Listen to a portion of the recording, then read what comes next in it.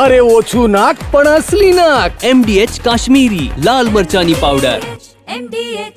ગંભીરા પુલ દુર્ઘટના બાદ રાજ્યમાં તમામ જર્જરિત પુલો પર ભારે વાહનની અવરજવર બંધ કરવામાં આવી હતી, જેમાં નર્મદા જિલ્લામાં આવેલો રાજપીપળા વડોદરાને જોડતો રંગ સેતુ પુલ પણ સામેલ છે. રંગ સેતુ બ્રિજ પર હાલ ભારે વાહનોની અવરજવર બંધ છે, જેને લીધે એસટી વિભાગની બસને 30 થી 40 કિલોમીટરનો ફેરાવો કરીને વડોદરા જાય છે, જેના કારણે દરરોજ મુસાફરી કરતા કર્મચારીઓ અને શ્રમિકોનું ભાડું વધી જાય છે અને રોજ પહોંચવામાં પણ મોડું થાય છે. એક તરફ રંગ સેતુ પુલ પર એસટી બસની અવરજવર બંધ છે, તો બીજી તરફ રેતી ભરેલા હેવી ટ્રક પુલ પરથી પસાર થઈ રહ્યા છે. પુલ પર દોડતા ટ્રકનો વિડીયો પણ વાયરલ થયો હતો. જોકે રસ્તાનું સમારકામ ચાલુ હોવાથી માર્ગ મકાન વિભાગે ટ્રકને પુલ પરથી પસાર થવા મંજૂરી આપી હતી. હવે આ અંગે ભરૂચના સાંસદે માંગણી કરી છે કે જો પુલ પરથી હેવી ટ્રક પસાર થઈ શકતા હોય તો એસટી વિભાગની બસને કેમ મંજૂરી નથી આપવામાં આવી રહી.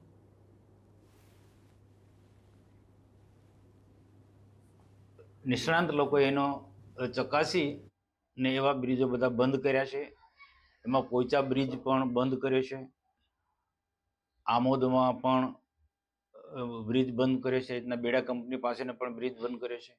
ના બ્રિજો બંધ થવાથી સ્વાભાવિક છે કે રેગ્યુલર અવર જવર કરનારા એસટી બસમાં મુસાફરી કરનારા લોકોને ખૂબ જ તકલીફ પડે છે.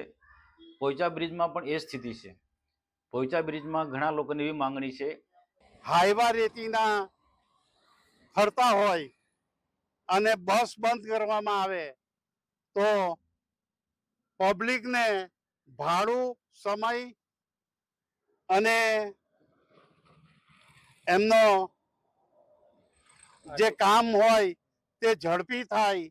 તેના માટે આ બ્રિજ પરથી રાજપીપળાથી બરોડાની બસ ચાલુ કરવી જોઈએ એવી અમારી માંગ છે.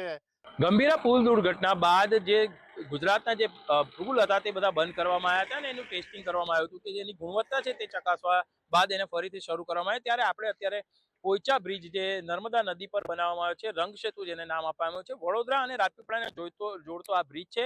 આ બ્રિજ પણ ગંભીરા દુર્ઘટના બાદ ભારે વાહનો માટે બંધ કરવામાં આવ્યો હતો. ત્યારે હાલમાં જ થોડા સમય પહેલાની જો વાત કરીએ તો અહીંયાથી રેતીના જે હાઈવા છે જે 50 થી 60 ટન જેટલા માલ ભરીને અહીંયાથી જતી હોય છે રેતી, તે હાઈવાને અહીંયાથી જવા દેવામાં આવી રહ્યા છે અને એ વિડીયો વાયરલ થતાની સાથે જ જે અહીંયાથી જે પસાર થતા જે રાહદારીઓ છે તે પણ કહી રહ્યા છે કે જે જો હાઈવાને જો પરમિશન આપવામાં આવતી હોય તો સરકારી જે બસો છે તેને શું કામ પરમિશન નથી આપવામાં આવતી. સરકારી બસો આ બ્રિજ ઉપરથી બંધ કરવામાં આવી છે ને એ બસો બંધ કરવાને કારણે જે રાજપીપળાથી વડોદરા જનારા જે મુસાફરો છે તેમને 30 થી 40 કિલોમીટરના ફેરાવો અને આર્થિક રીતે પણ એમને નુકસાન જરૂર છે, કારણ કે જ્યારે બસ 40 કિલોમીટર ફરીને જતી હોય તો એનું ભાડું પણ સરકારમાં વધુ લેવામાં આવતું હોય છે. બસ વિભાગ દ્વારા, એસટી વિભાગ દ્વારા વધારે લેવામાં આવતું હોય છે. ત્યારે જો આ હાઈવા અહીંયાથી પસાર થતા હોય તો સરકારી બસને ક્યારે પરમિશન આપશે તેની પણ અત્યારે રાહ જોવાઈ રહી છે. જો ગુણવત્તાની જો વાત કરવામાં આવે તો ગુણવત્તા બ્રિજની નથી અને અહીંયા બંધ કરી દેવામાં આવે છે. જો આ બ્રિજ ઉપરથી હાઈવા પસાર થતા હોય તો બ્રિજની ગુણવત્તા તો સારી ગુણવત્તાનો બ્રિજ હોઈ શકાય. ત્યારે જ સરકારમાંથી જ્યારે પરમિશન લઈને અહીંયાથી હાઈવા પસાર કરવામાં આવી રહ્યા છે તો ગુજરાત સરકારની જે બસો છે તેને પરમિશન ક્યારે મળશે તેની પણ જે રાજપીપળા અને વડોદરાના જે મુસાફરો છે તે રાહ જોઈને બેઠા છે. વિશાલ પાઠક, TV9 નર્મદા. MDH ચણા મસાલા. હવે છોલા હોય કે ચોળા, સફેદ ચણા હોય કે કાળા ચણા, બધું મજેદાર બનશે. MDH